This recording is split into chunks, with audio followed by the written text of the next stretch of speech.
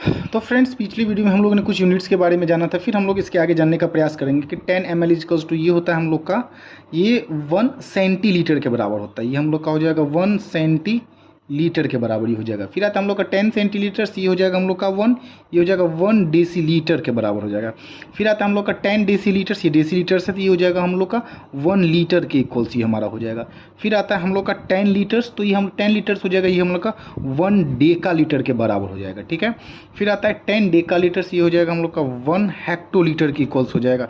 फिर आता है 10 हेक्टोलीटर्स, ये हो जाएगा हम लोग का ये 1 किलोलीटर के बराबर। एक मिस्टेक हो गया था यहाँ पे हम लोग का, ये अब एक आ जाता है हम लोग का, ये हो जाएगा 1 लीटर, जो कि 1 लीटर हो जाएगा, यानी कि इसी को ये 1 लीटर हम लोग का हो जाएगा, ये हो जाएगा 1000 ml के बराबर, जो कि हम लोग जानते हैं कि ये क्या होता है।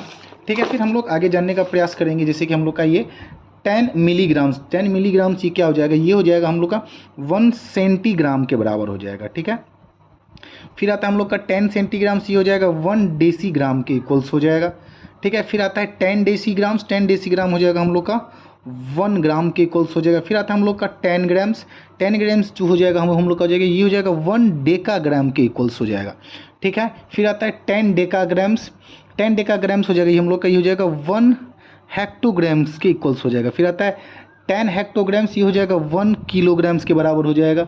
ठीक है। फिर आता है 10 किलोग्राम्स, ये 10 किलोग्राम्स हो जाएगा, ये हम लोग का 1 माइरिया ग्राम के बराबर, माइरिया ग्राम्स के बराबर हो जाएगा। फिर आता है हम लोग का 10 माइरिया ग्राम्स, 10 माइरिया ग्राम्स हो जाएगा हम लोग का 1 क्विंटल के इक्वल्स हो जाएगा।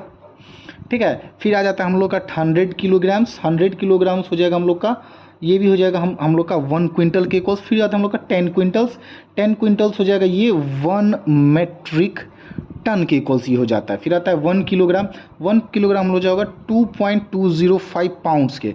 तो ये दो बच्चों मतलब हम लोग का यूज़ होता है, वो ब्रिटिश सिस्टम में यूज़ होता है, वो हम लोग भी यूज़ कर सकते हैं, लेकिन हम लोग बहुत कम किलोग्राम्स यूज़ करते हैं मोस्टली। फिर आता है 1 कैरेट, जो हो जाता है हम लोग का 205.3 मिलीग्राम्स, जो कि ये हम लोग यूज़ करते हैं, जैसे कि हम लोग का हीरा वगैरह होता है वहाँ पे हम लोग ये यूज़ करते हैं। फिर आता है हम लोग का 12 इंचेस, तो ये हो जाएगा हम लोग का 1 फुट के बराबर, 3 फीट ये हो जाएगा हम लोग का 1 यार्ड के बराबर। फिर 1200 यार्ड्स ये हो जाएगा 1 फरलॉन्ग के बराबर हो जाएगा। फिर आता है 8 फरलॉन्ग हो जाएगा, ये हम लोग का 1 माइल के बराबर। 792 इंचेस ये हो जाएगा 1 कौड़ी के बराबर हो जाएगा। फिर आता है 100 कौड़ी, ये हो जाएगा 1 चेन के बराबर हो जाएगा।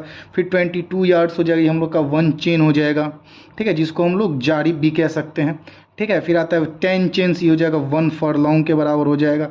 फिर आता है 18 इंचेस, 18 इंचेस हो जाएगा, ये हम लोग का 1 हैंड के बराबर हो जाएगा। फिर आता है 5.5 यार्ड्स, ये 1 रॉड के बराबर हो गया। 40 रॉड्स हो गया, ये 1